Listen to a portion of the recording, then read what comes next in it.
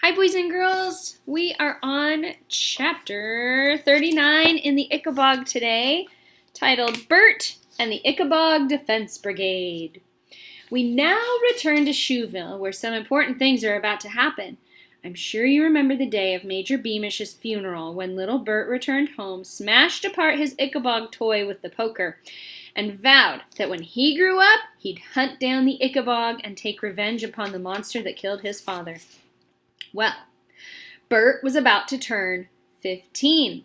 This might not seem very old to you, but in those days it was big enough to become a soldier, and Bert had heard that the brigade was expanding. So one Monday morning, without telling his mother what he was planning, Bert set off from their little cottage at the usual time, but instead of going to school, he stuffed his school books, into the garden hedge where he could retrieve them later, then headed for the palace where he intended to apply to join the brigade. Under his shirt for luck, he wore the silver medal his father had won for outstanding bravery against the Ickabog. Bert hadn't gone far when he saw a commotion ahead of him in the road. A small crowd was clustered around a mail coach. As he was far too busy trying to think of good answers to the questions Major Roach was sure to ask him, Bert walked past the mail coach without paying much attention. What Bert didn't realize was that the arrival of that mail coach was going to have some very important consequences, which would send him on a dangerous adventure. Let's allow Bert to walk on without us for a moment or two so I can tell you about the coach.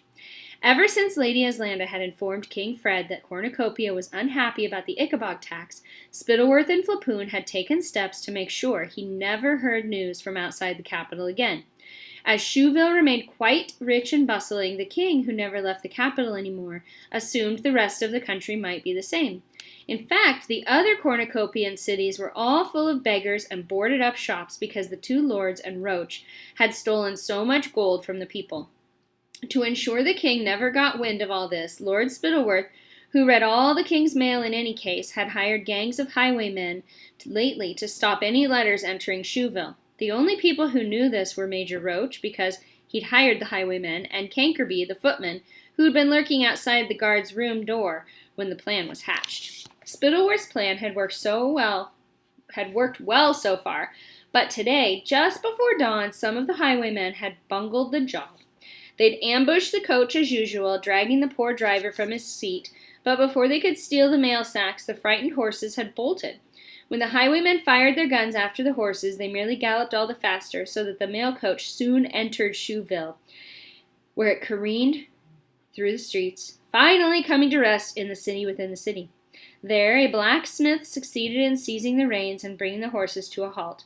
Soon the servants of the king were tearing open long-awaited letters from their families in the north. We'll find out more about those letters later, because it's now time to rejoin Bert, who'd just reached the palace gates.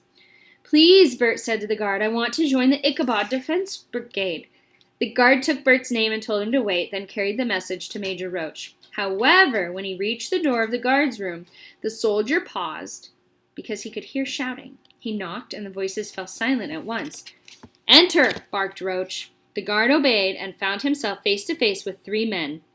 Major Roach, who looked extremely angry, Lord Flapoon, whose face was scarlet above his striped silk dressing gown, and Cankerby the footman, who, with his usual good timing, had been walking to work when the mail coach came galloping into town, and had hastened to tell Flapoon that letters had managed to make their way past the highwaymen.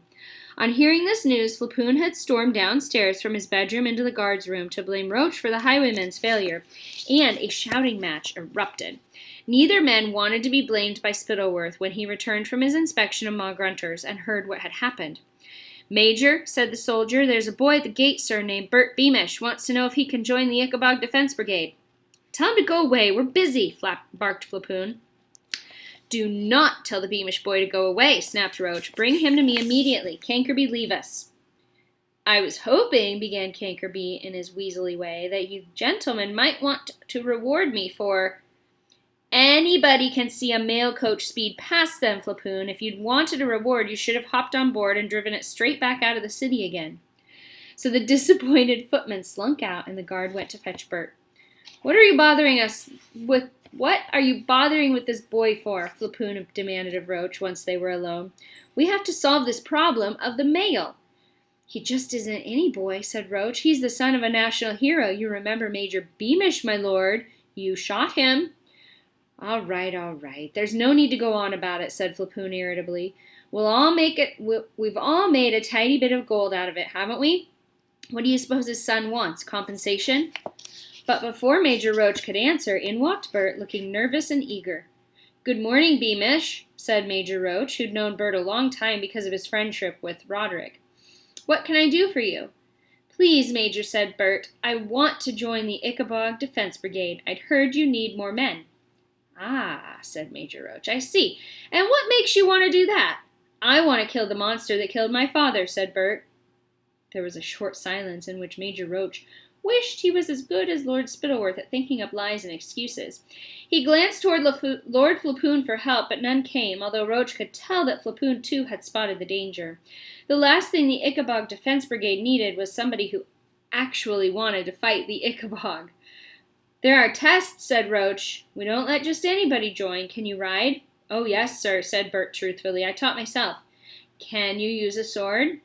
I'm sure I could pick it up fast enough, said Bert. Can you shoot? Yes, sir, I can hit a bottle from the end of the paddock. Yes, but the problem is, Beamish, you see, the problem is you might be too foolish, said Flapoon cruelly. He really wanted this boy gone so that he and Roach could think up a solution to this problem of the mail coach. Bert's face flooded with color. What? Your schoolmistress told me. She says you're a bit of a dunce. Nothing that should hold you back in any sort of work anywhere, but dangerous to have a dunce on the battlefield. My marks are all right, said poor Bert, trying to stop his voice from shaking. Miss Monk never told me she thinks I'm... Of course she hasn't told you, said Flapoon. Only a fool would think a nice woman like that would tell a fool he's a fool. Learning to make pastries like your mother, boy, and forget about the Ickabog. That's my advice. Bert was horribly afraid his eyes had filled with tears. Scowling in an effort to keep from crying, he said, I'd welcome the chance to prove I'm not a fool, Major. Roach wouldn't have put matters as rudely as Flapoon, but after all, the important thing was to stop the boy joining the brigade, so Roach said, Sorry, Beamish, but I don't think you're cut out for soldiering. However, as Lord Flapoon suggests... Thank you for your time, Major, Bert said in a rush. I'm sorry to have troubled you. And with a low bow, he left the guard's room. Once outside, Bert broke into a run. He felt very small and humiliated. The last thing he wanted to do was to return to school, not after hearing what his teacher really thought of him. So assuming that his mother would have left for work in the palace kitchens, he ran all the way home, barely noticing the knots of people now standing on the street corners talking about the letters in their hands. When Bert entered the house, he found Mrs. Beamish was still standing in the kitchen, staring at a letter of her own. Bert, what are you doing home? Toothache, Bert invented on the spot. Oh, you poor thing. Bert, we've had a letter from Cousin Harold. He says he's worried he's going to lose his tavern, that marvelous inn he built up from nothing. He's written to ask me whether I might be able to get him a job working for the king. I don't understand what can have happened. Harold says he and the family are actually going hungry. It'll be the Ickabog, won't it? Jeroboam's the city nearest the marshlands. People have probably stopped visiting taverns at night in case they meet the monster on the way. Yes, said Mrs. Beamish, looking troubled. Yes, maybe that's why. Gracious me, I'm late for work. Put some oil of cloves on that tooth, love. And she gave her son a quick kiss and hurried out the door. Once his mother had gone, Bert went and flung himself face down on his bed and sobbed with rage and disappointment. Meanwhile, anxiety and anger were spreading through the streets of the capital. Shoeville had at last found out their relatives in the north were so poor they were starving and homeless. When Lord Spittleworth returned to the city that night, he found serious trouble brewing. And that is the end of chapter 39. Tomorrow's chapter is called Bert Finds a Clue. See you next time.